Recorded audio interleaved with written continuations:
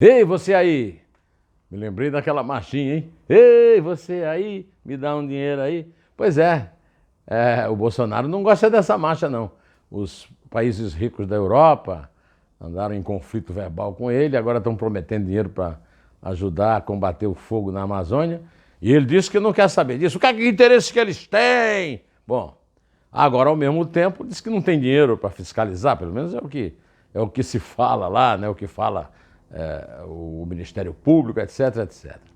Pois bem, mas vamos sair dessa discussão e vamos entrar em outra. Eu vou recorrer aqui uma colinha que eu anotei aqui. Essa pesquisa da CNT-MDA disse que chegou à conclusão que 51% dos brasileiros entrevistados apoiam a Lava Jato, 20,8% acham que a Lava Jato nem prejudica nem ajuda e 16,8% de que a Lava Jato prejudica.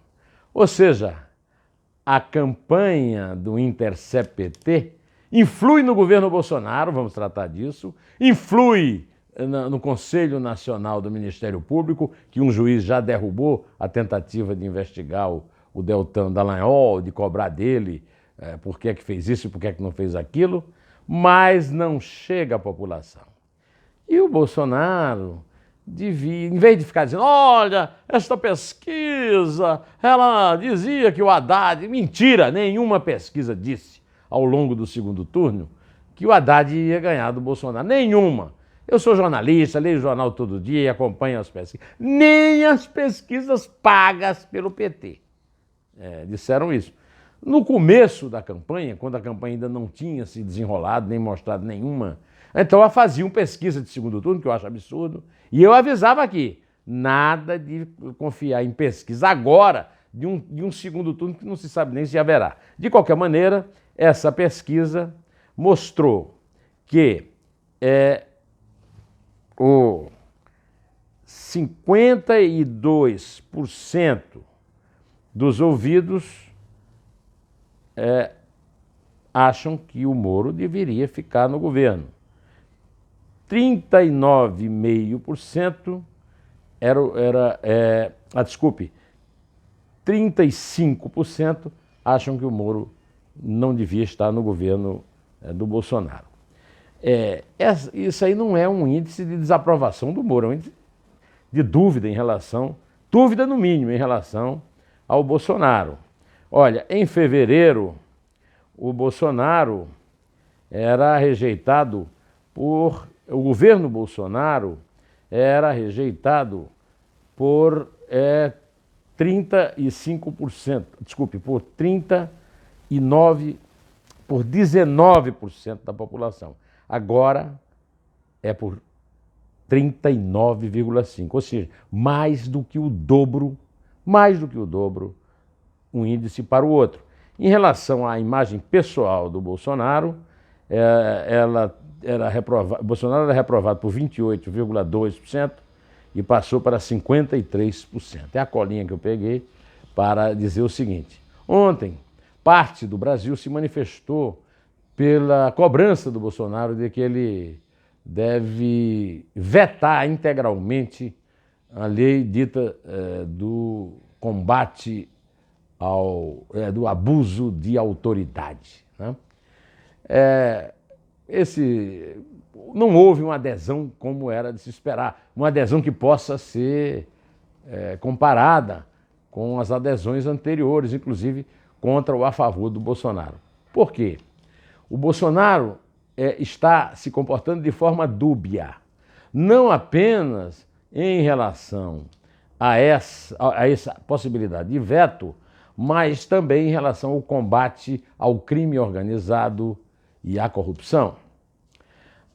Jailton de Carvalho escreveu uma reportagem no fim de semana no Globo, contando uma história muito bem contada. O Bolsonaro está que não aguenta nem ver Moro. Isso ficou claro numa foto que eu já citei aqui, do Dida Sampaio, ele num canto, no Dia do Soldado, e o Moro no outro. Além da foto, a informação do Jailton é que ele ficou irritadíssimo, porque teve uma discussão com o Bolsonaro pessoal, a respeito dessa questão da paralisação das investigações do Ministério Público e da Polícia Federal, compartilhando dados do COAF, da Receita Federal e do Banco Central. Depois dessa discussão, o Moro cometeu uma imprudência, segundo ele, de ir ao Dias Toffoli para reclamar. O Dias Toffoli usou o pedido da defesa de Flávio Bolsonaro para livrar a cara da mulher dele e da mulher do Gilmar Mendes, cujos milionários escritórios de advocacia estavam sendo investigados pelos computadores da Receita Federal. E aí aproveitou e liquidou toda e qualquer investigação. Sobre o Flávio Bolsonaro, eu tenho dito e vou repetir aqui, em nenhum momento o Flávio Bolsonaro aceitou ser investigado e disse: vou provar na justiça que eu tenho razão. Não. Ele diz que as investigações são para prejudicar o governo do pai dele, o pai dele assume isso, mas nenhum dos dois explica como é que é isso. Como é que investigar Fabrício Queiroz, ex-motorista do Flávio Bolsonaro na Assembleia Legislativa, que teve uma movimentação atípica de 1,2 milhão de reais nas contas que ele administrava na época do gabinete do Flávio Bolsonaro, pode prejudicar o governo federal. Uma coisa não tem nada a ver com outra, mas isso é um problema lá deles, né? O certo é que a explicação é muito lógica e muito lúcida. O Bolsonaro virou a casaca em relação ao combate ao crime. Bolsonaro foi eleito por dois motivos. Primeiro, ele era o único candidato a presidente que não estava sujo na Lava Jato. Ele era o único candidato a presidente que não representava o desmanche das operações de combate à corrupção que era defendida pelos bandidos do Centrão, do PT, dos seus aliados e do PSDB. Então ele, apesar de não ter participado de debates, apesar de não ter tempo na televisão, apesar de ter sido expulso das ruas por uma facada que quase o matou, ganhou a eleição. Mas ele ganhou a eleição por conta de dois enormes sentimentos da população brasileira: o antipetismo e, como resultado do roubo, do assalto que o PT, seus aliados e seus falsos oponentes do PSDB praticaram nos cofres da República, também a favor do combate à corrupção, sabendo que no Congresso e na Justiça esse combate seria combatido, né? Pois bem, então o Bolsonaro foi eleito por isso. Por isso mesmo, ele abriu mão de dois discursos muito fortes do tempo dele, de deputado de longo mandato e baixo clero, que era a economia liberal do Paulo Guedes, que ele adotou como posto de Ipiranga, e Sérgio Moro. Por que Sérgio Moro? Sérgio Moro é o grande exemplo de combate à corrupção por ter julgado os réus da Operação Lava Jato na 13ª Vara Criminal Federal de Curitiba. Além disso, foi um juiz que teve peito de condenar empresários como Marcelo Odebrecht e políticos como Lula, que o pessoal do Bolsonaro, queira ou não, é um político popular, tão popular, que chegou ao segundo turno usando o pseudônimo de Fernando Haddad. Pois bem, além disso, o Sérgio Moro era tido, como é até hoje, como apartidário.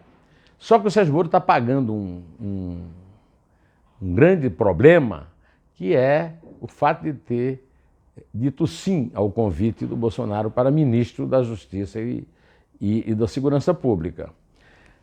Além do combate à corrupção, o Bolsonaro é o líder de um grupo que quer engrossar a legislação para pegar os bandidões do crime organizado, que o pessoal da Justiça e do Congresso não aceitam. Não aceitam. Pois bem, essa virada de casaca do Bolsonaro se manifesta quando um sujeito que se chama Bunny, não sei, essas coisas de avatar do Facebook, né, e do Twitter, escreveu um post para ele pedindo para cuidar bem de Paulo Guedes e de Moro. E o Bolsonaro respondeu muito sintomaticamente que o Moro não pode ser confundido com a campanha dele, porque o Moro não participou até porque ele era juiz. É uma resposta que não fere, não atinge a reputação do Moro. Mas ele já vem atirando na reputação do Moro desde que impediu que o Moro nomeasse uma suplente no Conselho de Política Penitenciária e Criminal, a socióloga Ilona Sabó, suplente. E depois continuou, por exemplo, nessa Roda Viva, né? A Roda Viva do COAF. O COAF está marcado pelo Bolsonaro porque a origem daquele dinheiro que eu falei era o COAF. Aí ele já passou, o COAF, ele ia passar do Ministério da Fazenda, Ministério da Economia, para o Ministério da Justiça, a pedido do Moro. Aí a Câmara passou para o Ministério da Economia, os senadores quiseram se rebelar e devolver para a Justiça, mas ele garantiu que na Justiça estava garantido, não tinha problema. Como eu venho dizendo aqui, Roberto Leonel, indicado pelo Moro, caiu, foi demitido do COAF, por quê? Pelo mesmo motivo que o Moro está em desgraça, porque criticou publicamente a decisão de Toffoli, uma decisão absurda de proibir o compartilhamento sem ordem judicial específica de investigações do COAF, da Receita e do Banco Central com o Ministério Público e a Polícia Federal. Agora, o Bolsonaro está subindo o tom. Segundo o Jailton, já falei por quê. Então, agora, como é que é subir o tom? O Bolsonaro já avisou que não vai consultar o Moro sobre uma eventual demissão de Maurício Valeixo, diretor da Polícia Federal.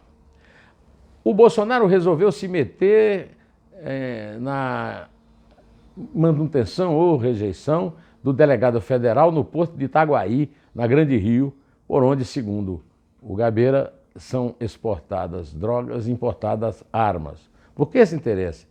É porque o porto é controlado por milícias, é? Pois é, o Fabrício Queiroz é suspeito de pertencer à milícia Escritório do Crime, que tinha muitos funcionários no gabinete do Flávio Bolsonaro na Leste e andou passando pelo gabinete do Carlos Bolsonaro na Câmara Municipal. Então, por incrível que pareça, apesar de ser um fã do Moro, de querer que o Moro fique, eu faço parte daqueles que acham que ele devia ir embora, não ficar perdendo tempo lá, porque o Bolsonaro está fazendo tudo para que ele vá embora e ele não arque com a despesa, né, em termos de popularidade, de demitir o Moro, de ser o cara que demitiu o Moro. Mas olha, o Bolsonaro nomeou 4 conselheiros do CAD, indicados pelo Davi Alcolumbre, que todo mundo sabe que derrotou o Renan Calheiros, mas agora é homem do Renan Calheiros no Senado, ou seja, o Bolsonaro está voltando à velha política e não consultou o Moro. Então, eu acho que Moro, se manda, velho. Não fica aí não, vai embora. Direto ao assunto,